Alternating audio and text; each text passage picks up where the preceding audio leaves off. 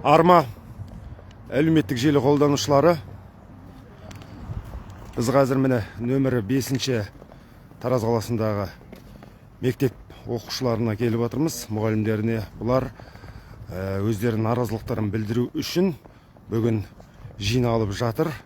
Наразылықтары мектеп басшылығы, яғни завуч және директор. Директорлерін іздеп жүргендеріне бір ай болыпты, бір айдан бері больничныйда дейді, ал завучы көптеген заң бұзушылықтарға барған, бірақ оған ешқандай шара қолданбайды. Ол заң бұзушылықтарда прокуратура, қалалық білім бөлімі, білім басқармасын бақылау департамент бәрі анықтаған. Яғни өздеріне сабақ беріп, бірде-бір сабақ өтпеген, оған шара қолданатын директор ол жоқ.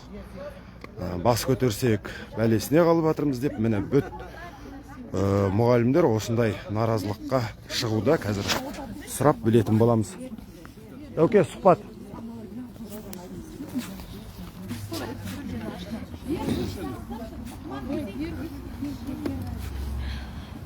Ұзын ырға осындай.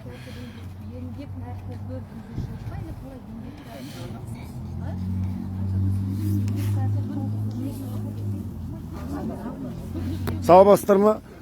Бізге түсіндіріп берсеңіздер, нақты не мәселе екен, кім айтады, сіз ба? Кім, сіз ба? Өзім сап тұра берем аға, не мәселе еді? Ресми үндеу, құрметті Қазақстан Республикасының президенті Қасым-Жомарт Кемелұлы Тоқаев, Қазақстан Республикасының оқу-ағарту министрі Жұлдыз Досбергенқызы Сүлейменова, Жамбыл облысы Тараз қаласы Жамбыл атындағы 5-ші мектеп гимназиясының мұғалімдерінен, Жамбыл атындағы 5-ші мектеп гимназиясының директоры Нұралы Құрақбайұлы Сейдахметовтың басшы ретіндегі әрекетсіздігі, ұжымдағы моральдық психологиялық ахуалдың нашарлауы, үздік тәжірибелі ұстаздарға қысым жасауы және білім беру заңнамасының бұзылуы туралы хабарлаймыз. Қазақстан Республикасының білім туралы заңнамасын сақтауды талап ету мақсатында осы шағымды жолдап отырмыз. Бірінші, басқарушылық және моральдық психологиялық ахуалдың төмендеуі. Мектеп директоры Нұралы Құрақбайұлы Сейдахметов пен оның орынбасары Назгүл Жамалбекқызы Бектасованың тарапынан заң, әдеп нормасы, адал ұрпақ, адал азамат, ашықтық, тиімділік, әділдік деген құндылықтар тек қағаз жүзінде қалып, іс жүзінде қолданылудан қалдыған. Ұжымды бөлу. Бірінші, қысым көрсету, қудалау. Директор мен орынбасарының ұжымды өз қалауынша жасанды топтарға бөлуі. Бұл ұжым арасындағы сенімді жойып, моральдық психологиялық ахуалды айтарлықтай төмендетті. Бұл әрекет Қазақстан Республикасы еңбек кодексінің және кәсіби этиканың бұзылуы болып табылады. Екінші, басшылықтың жауапсыздығы. Директор мен директордың орынбасарының оқу тәрбие процесі мен балалар қауіпсіздігін қамтамасыз етудің орнына ұжымдағы тұлғааралық қақтығыстарды ушықтырып, бір-бірін аңдып, ар жазуға бағытталған жағдайды қалыптастыруы. Олардың басшылыққа деген жауапкершіліктен тыс әрекеті. Үшінші, басшылықтың ұжымдағы мәселені шешудің орнына жауапкершіліктен жалтарып жүруі. Директордың жұмыс орнында жиі болмай, ұжымның мәселесін шешуден бас тартуы, оның өз лауазымына сай емес екенін көрсетеді. Білім беру заңнамасының бұзылуы.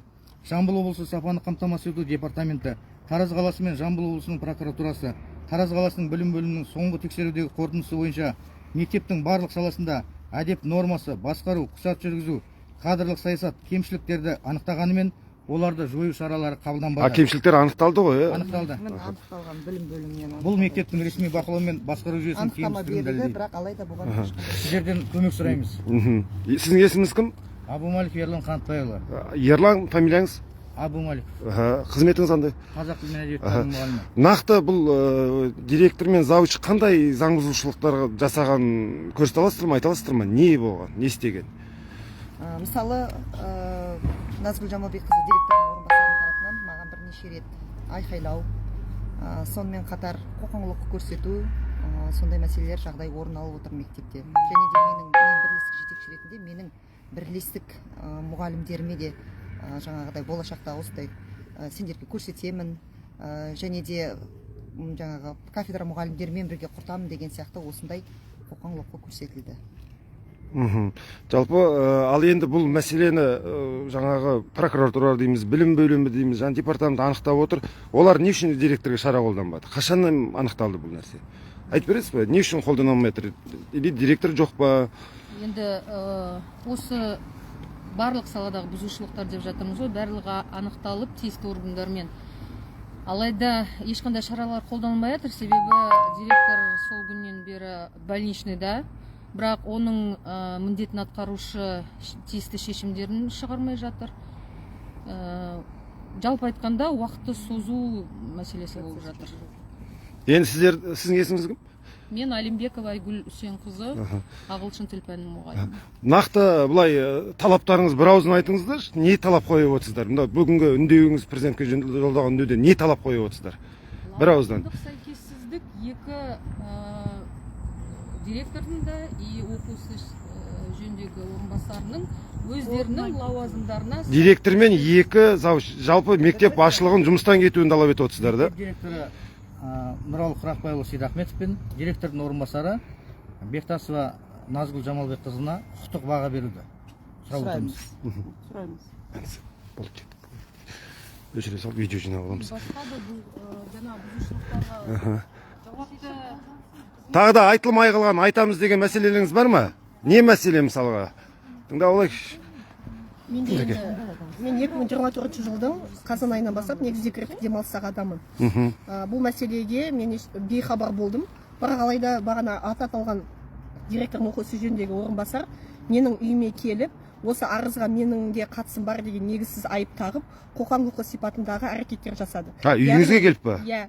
Егер арызданушылар өзінің арызын кері алмаған жағдайда менің де үстімнен арыз түсіретіні туралы айтты. Сондықтан қазір енді мен заңды декреттік демалыс бала күтіміне байланысты еңбек демалысындамын ғой.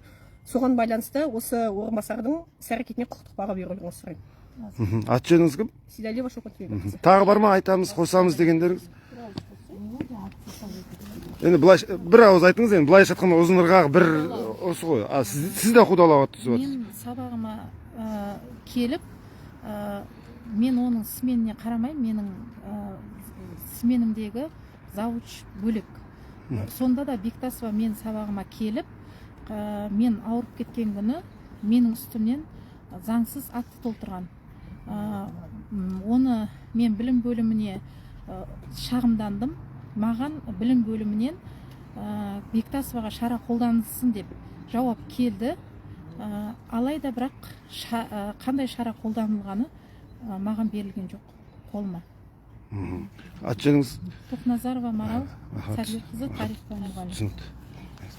План жинай беріңіз. Жоқ, біз жаурап тұрғанға ғой. Бұл референдум 5-ші мектеп.